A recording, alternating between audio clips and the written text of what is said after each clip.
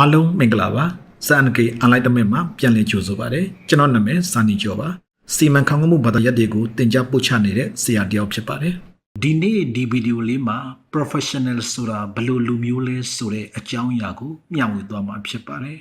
professional ဆိုတဲ့စကားလေးကိုနေရာတော်တော်များများမှာသုံးတာတွေ့ရပါတယ်အထူးသဖြင့်အလုပ်လုပ်တဲ့အခါမှာသူက professional ပြီးသားတယ်သူက professional မပြီးသားဘူးသူက professional စံတယ်သူက professional မစံဘူးစသဖြင့်ပြောကြဆိုကြသုံးဆွဲကြတာတွေလူတော်တော်များများကြားဘူးကြပါလိမ့်မယ်ဒါဆိုရင် professional ဆိုတာဘယ်လိုလူမျိုးပါလဲ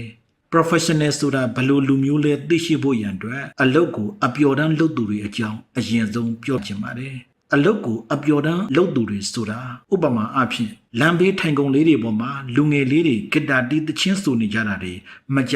မှာတွေ့ရတတ်ပါတယ်ထို့သူတွေဟာအပျော်တမ်းလုပ်သူတွေပဲဖြစ်ပါတယ်ရက်ွက်တွေထဲမှာလဲဘောလုံးကန်နေတဲ့လူငယ်လေးတွေလည်းတွေ့ဘူးမြင်ဘူးကြပါလိမ့်မယ်ထို့သူတွေဟာလည်းပဲအပျော်တမ်းလုပ်သူတွေဖြစ်ပါတယ်တကြံကာလမှာတန်ကြထိုးတဲ့အဖွဲ့တွေရှိပါတယ်တန်ကြထိုးတဲ့အဖွဲ့အများစုဟာလည်းပဲအပျော်တမ်းလုပ်သူတွေဖြစ်ပါတယ်ဒီလိုမျိုးအပျော်တမ်းလုပ်သူတွေဟာများသောအားဖြင့်အတတ်ပညာတစ်ခုခုကိုထဲဝင်သိရှိအောင်စနစ်တကျလေ့လာမှုမရှိကြပါဘူး။နောက်ပြီး emotion လို့ခေါ်တဲ့စိတ်ခံစားမှုအပေါ်မှာအခြေခံပြီးအလုံးလုံးလေးရှိသူတွေဖြစ်ပါတယ်။အပျော်တမ်းဆိုတဲ့စကားအတိုင်းမှာပဲပျော်ရင်လုပ်တယ်မပျော်ရင်မလုပ်ဘူးစိတ်ပါရင်လုပ်တယ်စိတ်မပါရင်မလုပ်ဘူးဆိုတာမျိုးဖြစ်ပါတယ်။နောက်ပြီးအပျော်တမ်းလုပ်သူတွေဟာအလုတ်ပေါ်မှာထားတဲ့ခံယူချက်တွေအလုတ်ပေါ်မှာထားတဲ့တံပိုးထားမှုတွေနဲ့အလုတ်နဲ့ဆိုင်တဲ့ကျင့်ဝတ်တွေလည်းအများကြီးအားနည်းလေရှိပါတယ်ဒီလိုမျိုးအပျော်တမ်းလုပ်သူတွေဟာအပြင်မှာရှိကြသလိုကုမ္ပဏီလောကမှာလည်းများစွာရှိကြပါတယ်တချို့ဝန်ထမ်းတွေဆိုရင်စိတ်ခံစားမှုကိုဦးစားပေးပြီးအလုတ်ဝင်ကြတာတွေထွက်ကြတာတွေလုပ်လေရှိပါတယ်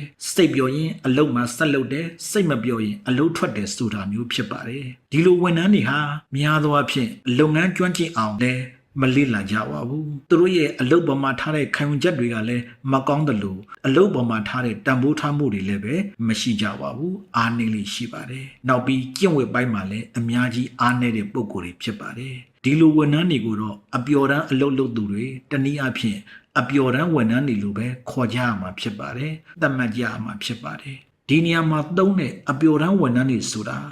အလုပ်ကိုအာရုံစိုက်ပြီးမလုပ်သူတွေအလုတ်ကိုလေးစားစားမလုပ်သူတွေအလုတ်ကိုမချစ်သူတွေအလုတ်ကိုအစင်ပြေုံလောက်တာလုပ်သူတွေကိုဆိုလိုတာဖြစ်ပါတယ်တကယ်တော့ဒီလိုအပျော်တမ်းလုပ်သူတွေဟာဘယ်တော့မှမတိုးတက်နိုင်ပါဘူးမကြီးပွားနိုင်ပါဘူး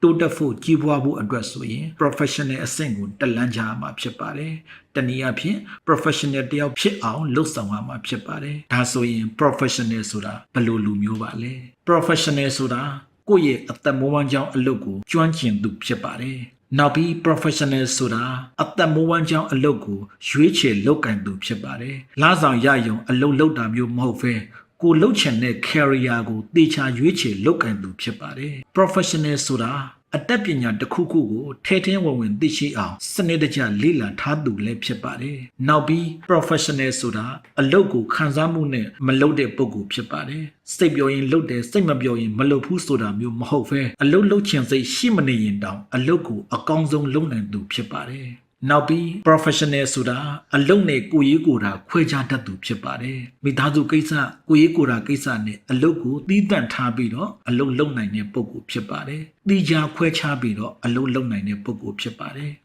နောက်ဆုံး professional ဆိုတာအလုပ်နဲ့ပတ်သက်ပြီးနာမည်ကောင်းရှိသူတနည်းအားဖြင့်အလုပ်နဲ့ပတ်သက်ပြီးဂုဏ်သတင်းမွေးသူဖြစ်ပါတယ်လို့ပြောရင်ဒီနေ့ဒီဗီဒီယိုလေးကိုအဆုံးသတ်လိုက်ပါတယ်အားလုံးကိုကျေးဇူးတင်ပါတယ်